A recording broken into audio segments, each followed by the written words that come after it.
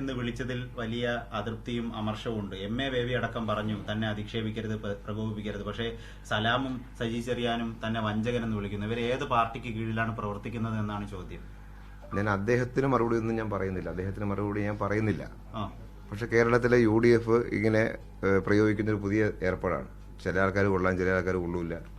പഴയ നേതാക്കന്മാർ കൊള്ളാം, പുതിയ നേതാക്കന്മാർ കൊള്ളൂല, ഇങ്ങനെയൊക്കെ പറയുമല്ലോ. അതൊരു UDFന്റെയും അല്ലെങ്കിൽ കേരളത്തിലെ ഒരു കമ്മ്യൂണിസ്റ്റ് വിരുദ്ധ രാഷ്ട്രീയക്കാർ ചെയ്യുന്ന ഒരു കാര്യമാണ്. അദ്ദേഹത്തിന് ഞാൻ എന്തായാലും മറുപടി പറയുന്നില്ല. അതൊരു പൊതു രീതി നമ്മുടെ സൊസൈറ്റിയിൽ ഉണ്ട് ഇപ്പോൾ. അതാണ് അത്രമാത്രം കണ്ടാൽ മതി. അദ്ദേഹത്തെ പ്രകോപിപ്പിക്കേണ്ട എന്നുള്ള തീരുമാനത്തിന്റെ കൂടി അടിസ്ഥാനത്തിലാണോ അവഗണിച്ച് ഒഴിവാക്കാൻ CPM സെക്രട്ടേറിയറ്റ് കഴിഞ്ഞ ദിവസം തന്നെ തീരുമാനിച്ചിരുന്നു? പാർട്ടി എങ്ങനെയാണ് എന്നുള്ളതും പാർട്ടി പൊതുവായി തീരുമാനിക്കും. സ്ഥാനാർത്ഥി അദ്ദേഹമായിട്ട് മത്സരിക്കുമ്പോൾ സ്വാഭാവികമായിട്ടൊരു സ്ഥാനാർത്ഥിയോട് ഞാൻ ഉൾപ്പെടെയുള്ള ആളുകൾ എങ്ങനെ പ്രതികരിക്കണമെന്നുള്ള കാര്യം സ്വാഭാവികമായിട്ടും ഞങ്ങൾ പാർട്ടിയും ഒക്കെ ഞങ്ങൾ ആലോചിച്ച് തന്നെയാണ് തീരുമാനിക്കുന്നത്. പിന്നെ വ്യക്തിപരമായും എൻ്റെ ഒരു നിലപാടെന്ന് പറയുന്നത്, അദ്ദേഹം പാർട്ടിയുള്ളപ്പോൾ വളരെ മുതിർന്ന ഒരാളായിരുന്നു.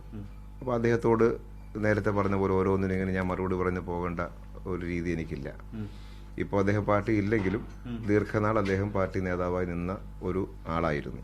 അപ്പം അതുകൊണ്ട് ഞാനാണെങ്കിൽ പാർട്ടിയിൽ അദ്ദേഹത്തിലുള്ളപ്പോൾ ഞാൻ വളരെ ജൂനിയറായ ഒരാളായിരുന്നു. പക്ഷേ ഈ പറഞ്ഞ കുറ്റവും കാര്യവും ഒന്നും 2 പ്രാവശ്യം ഞാൻ ഇലക്ഷൻ കമ്മിറ്റി സെക്രട്ടറി ആയിട്ട് അദ്ദേഹത്തിന്റെ ഇലക്ഷൻ കമ്മിറ്റി സെക്രട്ടറി ആയിട്ട് പ്രവർത്തിക്കുന്ന സമയത്ത് ഞാൻ നല്ല കമ്മ്യൂണിസ്റ്റാണ്.